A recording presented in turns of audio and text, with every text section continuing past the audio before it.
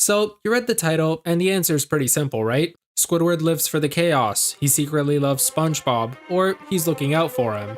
Well, none of that is actually true. There's a much darker reason why Squidward doesn't move from his house. It's not that he can't move, it's that he doesn't want to.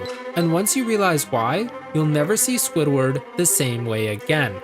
So let's get into the Squidward moving theory.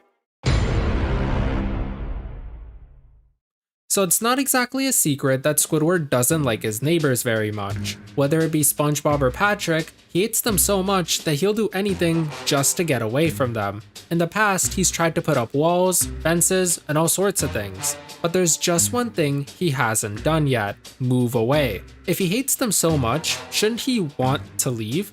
Well, as it turns out, he wants to. He's tried hundreds of times. It's just that each time he does, it doesn't work out and he ends up having to stay. Like, one of the most famous examples of this comes from the season 1 episode Opposite Day. After SpongeBob and Patrick sneak into his house in the middle of the night, Squidward completely loses it. He's so mad that after kicking them out, he calls a realtor to sell his house so he can move away.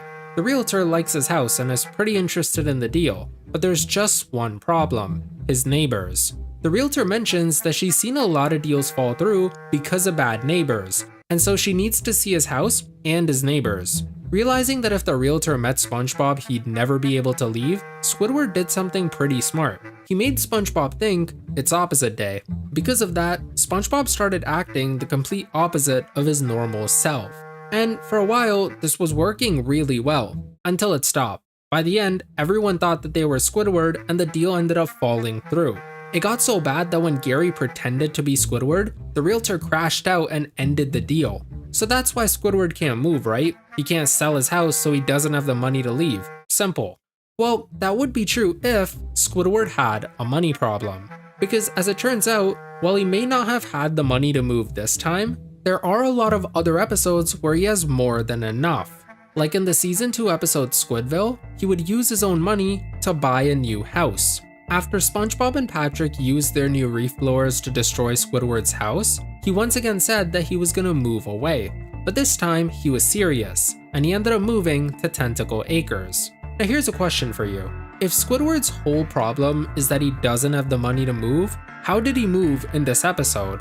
His house is clearly destroyed, so he obviously didn't sell it. And even if Squidward was somehow smart enough to get insurance, they weren't gonna pay him enough to move to a gated community. The only way Squidward could have moved here is if he spent some of his own money. And he'd have to spend a lot because this place is not exactly cheap.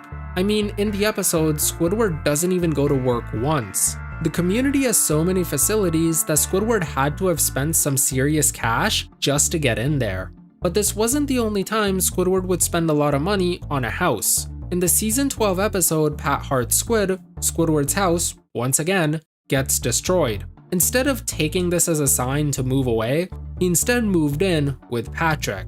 Now the rest of the episode isn't that important.